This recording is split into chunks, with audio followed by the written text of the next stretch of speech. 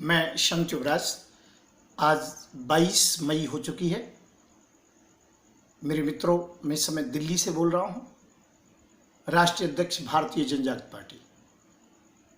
आज मुझे अफसोस है कि मोदी जी रो पड़े। उनसे थोड़ा ही तो हमने कहा, ज़्यादा तो कुछ नहीं कहा, क्योंकि मोदी जी हर तरीके से फेल हो चुके हैं। मोदी जी की फिजा खराब हो चुकी है, मोदी जी की पॉपुलैरिटी समाप्त हो चुकी है। आज यदि चुनाव हो जाए तो मोदी जी बुरी तरीके से हारेंगे। मोदी जी के पास कोई मुद्दे नहीं हैं। 2014 के मैनिफेस्टो को, घोषणा पत्र को मोदी जी सुनाने की हिम्मत नहीं रखते हैं। मोदी जी ने आज तक कोई काम नहीं किया है, केवल ये मारा और वो मारा की राजनीति की है। केवल 30 मार खा रहे हैं मोदी जी। उनकी बात पर कुछ दिन तक तो लोग यकीन करते रहे, देश विदेशों में मोदी मोदी मोदी कुछ पागल करते रहे, पर धीरे धीरे करके उनकी हर बात खुलती चली गई।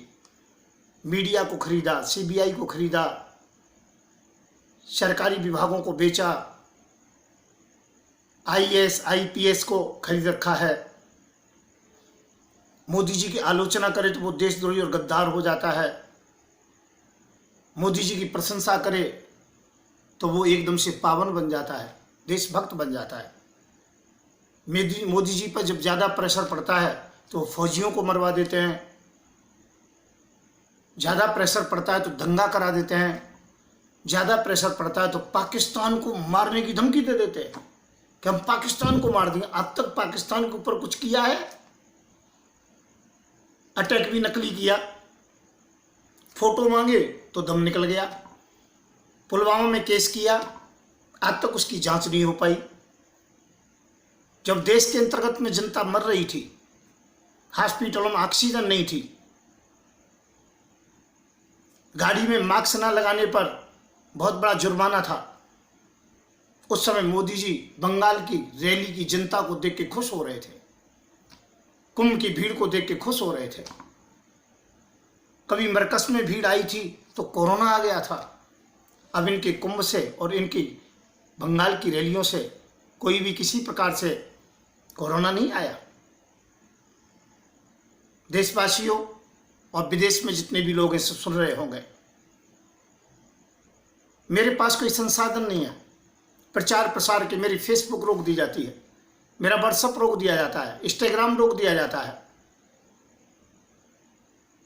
मुझे जेल में डाल दिया जाता है। अभी 2 महीने जेल के अंतर्गत में रखा था इन्होंने।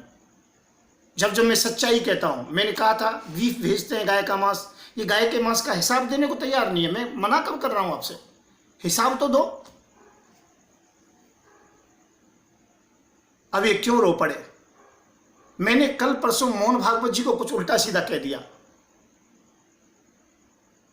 बस इतना कहा था मैंने मोहन भागवत जी को माफी मांगनी पड़ेगी, और माफी नहीं मांगी तो मैं नागपुर ऑफिस को तोड़ूंगा। इनके गुंडों के फोन आने लगे, कोई आरएसएस का बनता है, कोई रक्षा वाहिनी का बनता है, कोई हिंदू सेना का बनता है, कोई हनुमान सेना का बनता है, कोई राम सेना का बनता है, और मारने की धमकी देते। मोदी जी रो पड़े, माहौल बदलना चाह रहे हैं। कल को मोहन भागवत को भी रोना पड़ेगा, ध्यान रखना,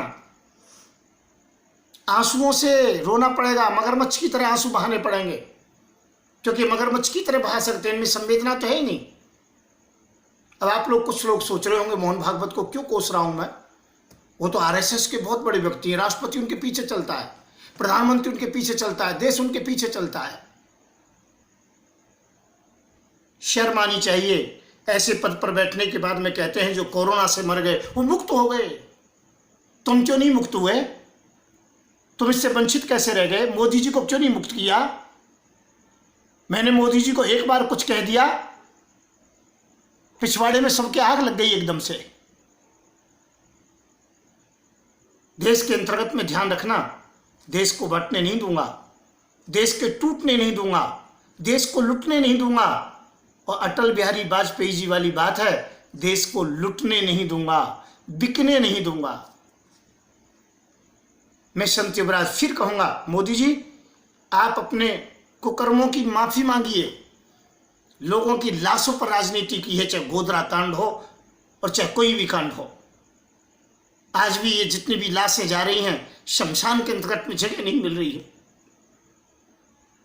गंगा मां के बेटे बनते हो तुम, जानते हो गंगा लाशों से भरी पड़ी, अटी पड़ी है। गंगा में इतनी लाशें दबी हुई है, रेत के अंतर्गत में थोड़ी वर्षा, थोड़ी सी हवा चल जाती है तो रेत हट जाती है, लाश ही लाश दिखाई पड़ती है। इसलिए बने तुम गंगा पुत्र, शर्मानी चाहिए, लानत है। और मैं मोदी और मोहन भागवत दोनों को कहता हूं, अभी तक तुम झूठे को रो रहे हो, तुम्हें सचमुच को रोना पड़ेगा। तुम्हें मुंह छिपाने के लिए जगह नहीं रहेगी कभी भी। मैं देशवासी इसलिए कहता हूं, ना मंदिर ना मस्जिद काशी। अब मंदिर मस्जिद की, हिंदू मुसलमान की राजनीति में मत पड़िएगा। रोजगार की बात करो, विकास की बात करो, ना मस्जिद ना मंदिर काशी। पीएम होगा मूल निवासी। अगला पीएम हमें अच्छी छवि का मूल निवासियों से चाहिए। मैं शंकर शिवराज फिर कहूँगा, आप लोग हमारा साथ दें।